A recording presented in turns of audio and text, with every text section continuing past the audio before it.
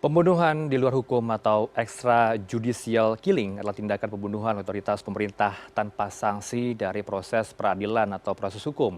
Komisi untuk Orang Hilang dan Korban Tindak Kekerasan atau yang diakrab disapa Kontras mencatat ada 46 pembunuhan di luar hukum sepanjang tahun 2022 hingga tahun 2023 silam. Berikut penjelasannya untuk Anda. Kita harus tahu dulu pemirsa, Anda tentu bertanya apa itu extrajudicial killing, yaitu pembunuhan atau seseorang yang hilang nyawanya begitu saja karena adanya kematian oleh seseorang.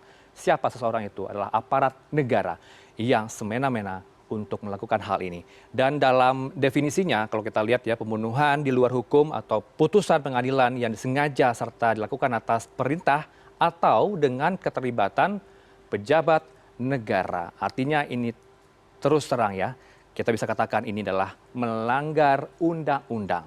Kalau kita lihat juga bagaimana kemudian apakah extrajudicial killing diatur dalam hukum, tentu jelas dalam hukum internasional perbuatan ini ditentang oleh ketentuan HAM internasional dan juga peraturan perundang-undangan nasional. Kita punya undang-undang nasional ya Undang-Undang 45 begitu ya, UUD 45, Undang-Undang Dasar 1945 yang kalau kita lihat di pasal 28A, pemirsa Anda harus tahu ya, di dalam pasal 28A ini disebutkan bahwa setiap orang berhak untuk hidup dan juga berhak untuk melanjutkan kehidupannya. Artinya kita itu punya hak untuk hidup, tidak boleh dirampas kehidupan kita oleh seseorang.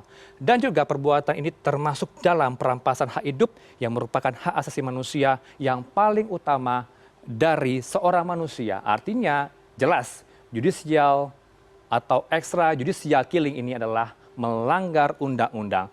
Kalau kita lihat data yang terjadi sepanjang tahun 2022 silam hingga tahun 2023, cukup banyak kasus yang terjadi. Ada 46 nyawa yang harus hilang dari extrajudicial killing ini. Karena dari catatan Kontras disebutkan ada 31 peristiwa yang terjadi sepanjang tahun 2022 hingga tahun 2023 menelan korban sebanyak 46 korban jiwa. Cukup banyak. Dan untuk tahun 2024 ini kami masih mengumpulkan konfirmasi dari Kontras karena itu kami lihat dari sebelumnya di tahun 2022 hingga tahun 2023 silam.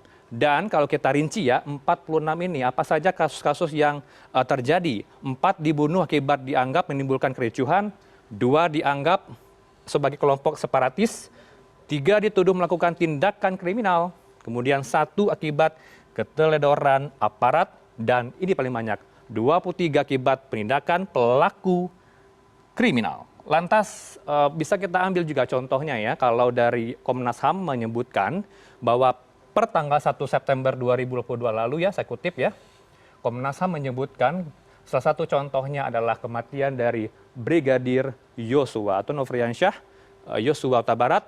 Kasus kematian Brigadir J merupakan salah satu bentuk dari extrajudicial killing begitu ya.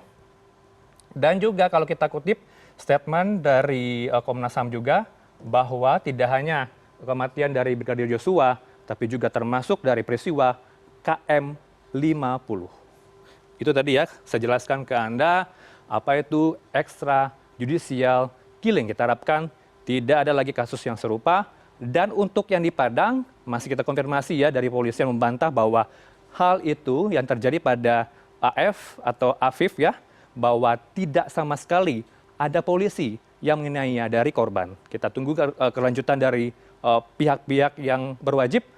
Kompolnas juga akan bekerja sama dengan LPH Padang dan juga dari pihak-pihak lain ya, termasuk KPAI, mendalami apakah benar kasus yang melanda Afif ya, remaja SMP yang tewas diduga dianiaya oleh kepolisian.